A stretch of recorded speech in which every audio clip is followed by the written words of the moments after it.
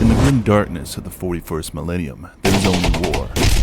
But if you listen closely and hear the whispers of the war, if you crave destruction, mutation, and unholy power, then welcome, Champion of Chaos. Today, we're diving deep into the Chaos Space Marines in Warhammer 40,000 Gladius, Relics 4. If you want to corrupt the land, turn your enemies to ash, and ascend to demonhood, then this is the guide you need, Strat fans. They're like regular Space Marines. If those guys went through a Hot Topic phase, joined a cult, and turned into a heavy metal album cover.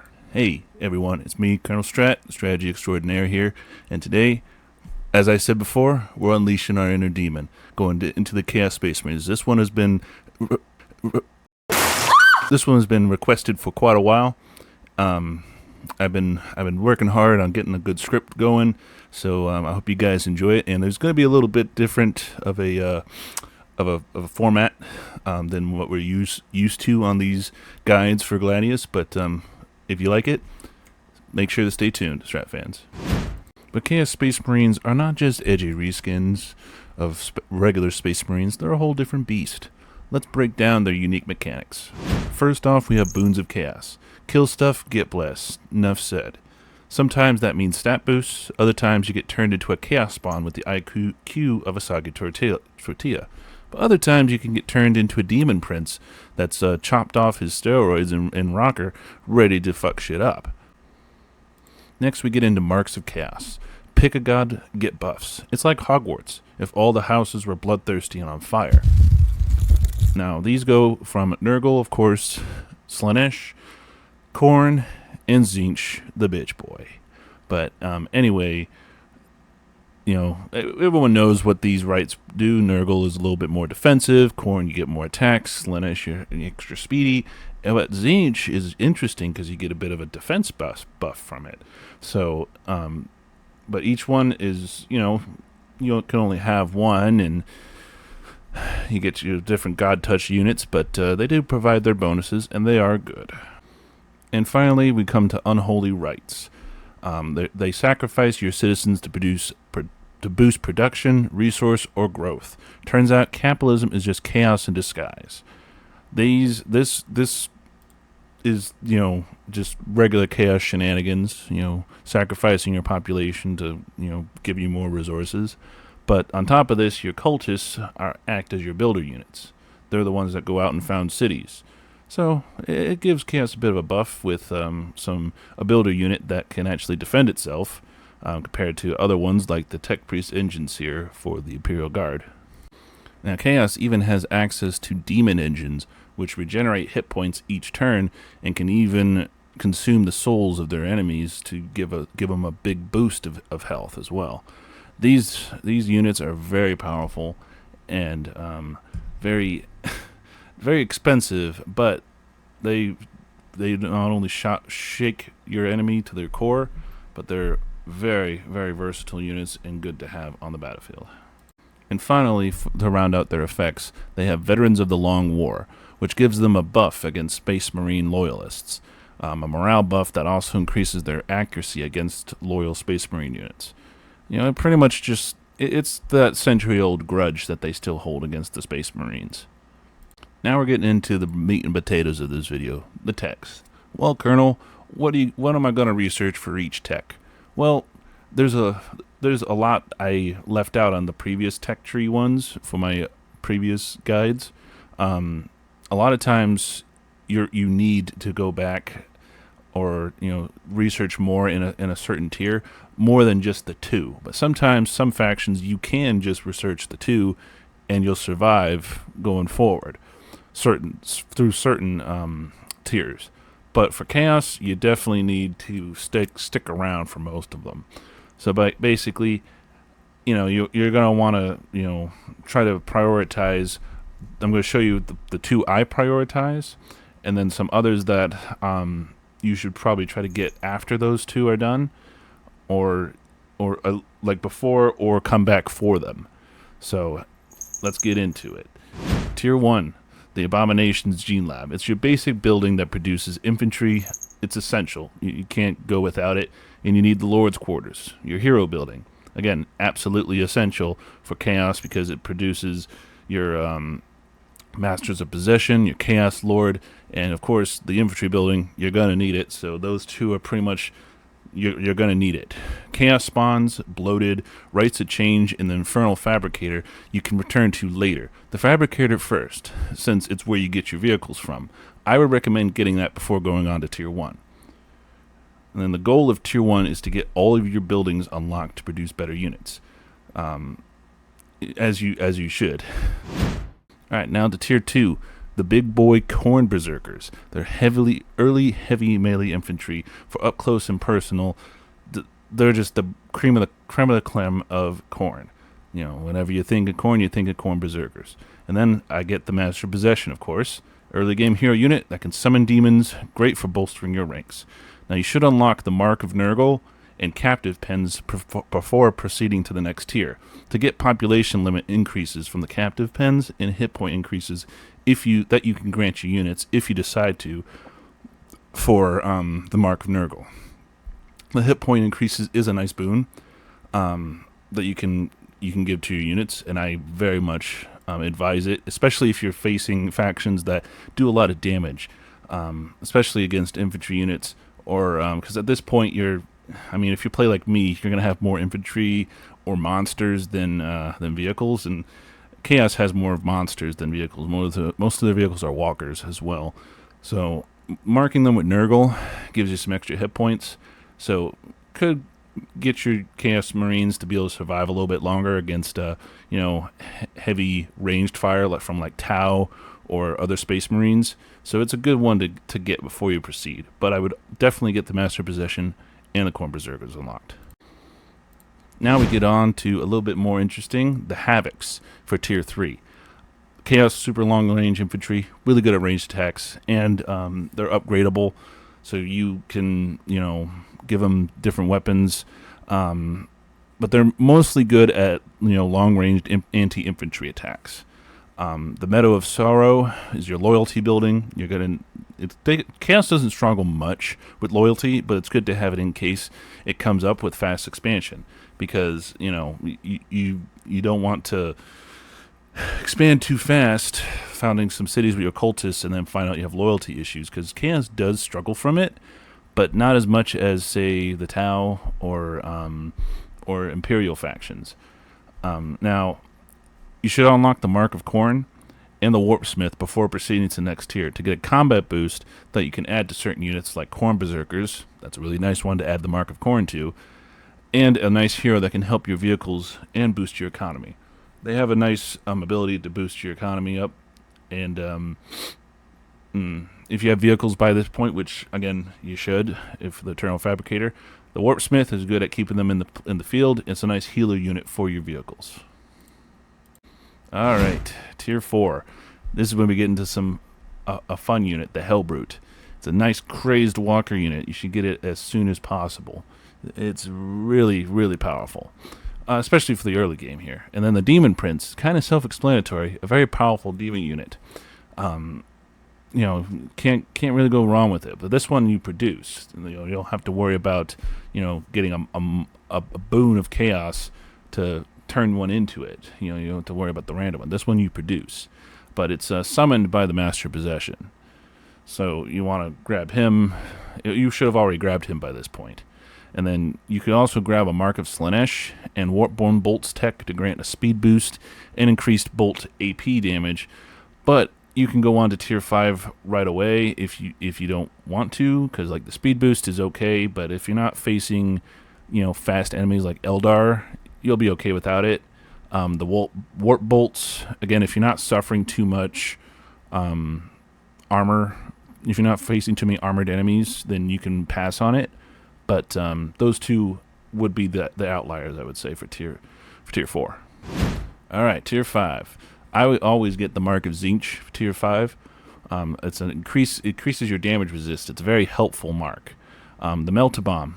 Very good item to give to infantry to break through fortifications and vehicles early. Those two I usually go for, and I usually try to save some of my units for Marks of Tzeentch so that I can put them on the front line, get a little bit of a damage resist.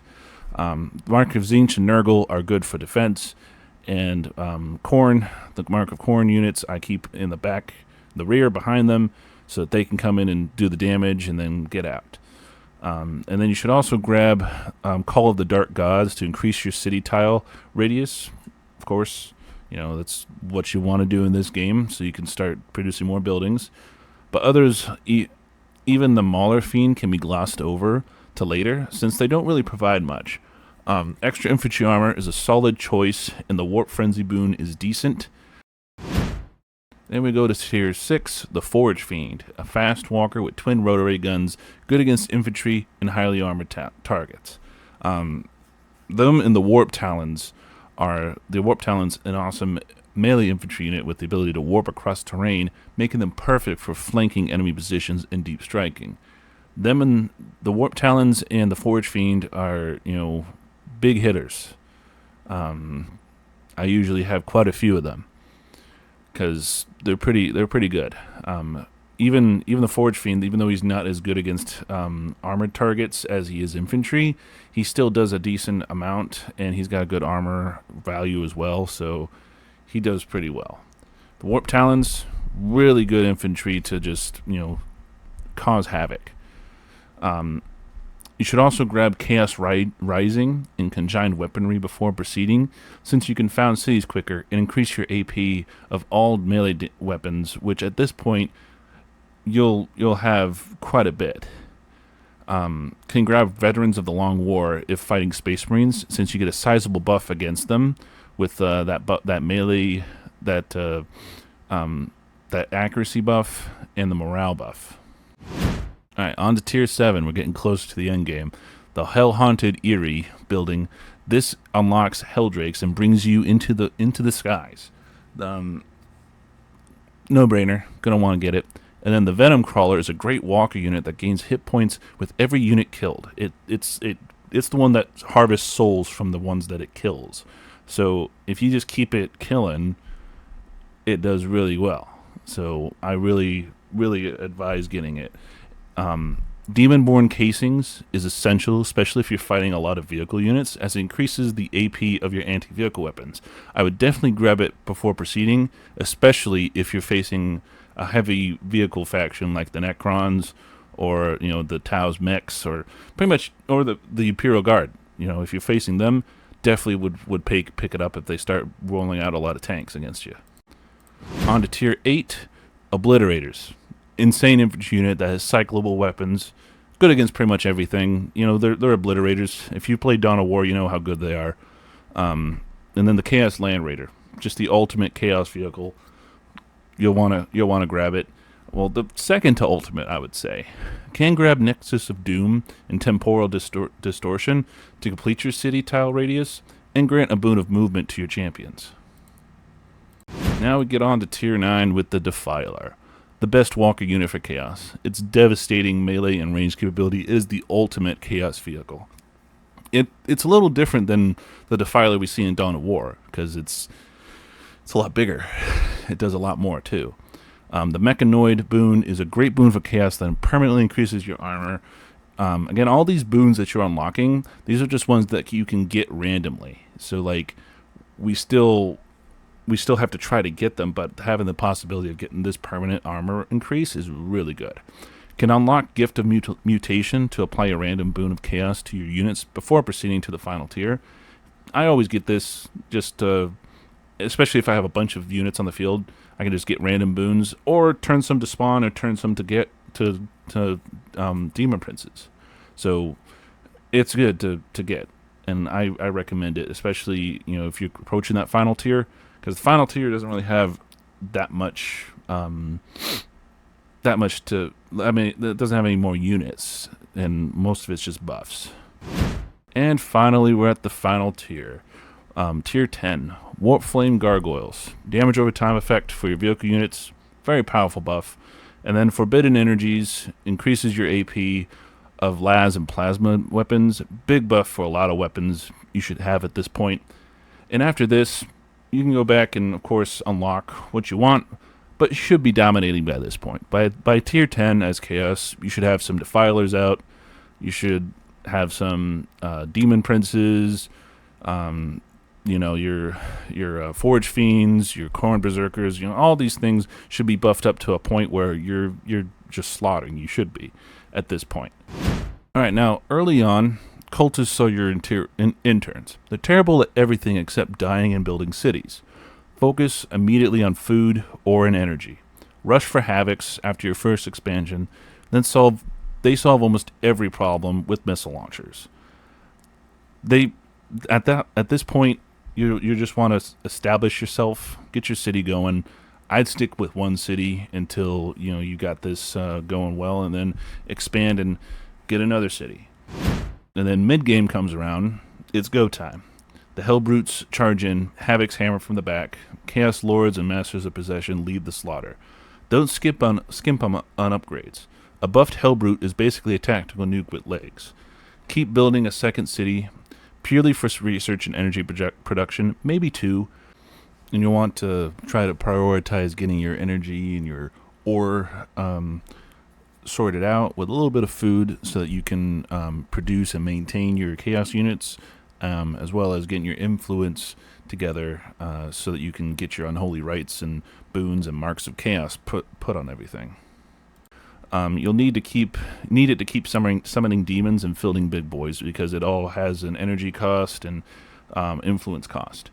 So yeah, that's the mid game. Start to build up your cities and get them to the point where they're like specialized. And then late game comes around, you start bringing out the monsters.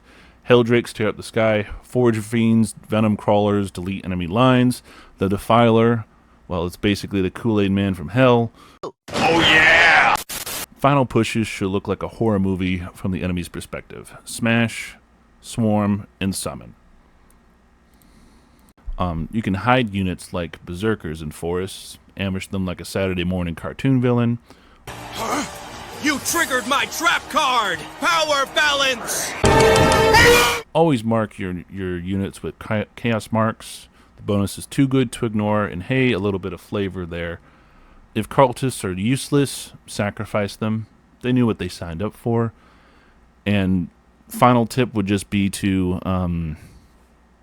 focus on monsters. Focus on demons, because they get the most buffs.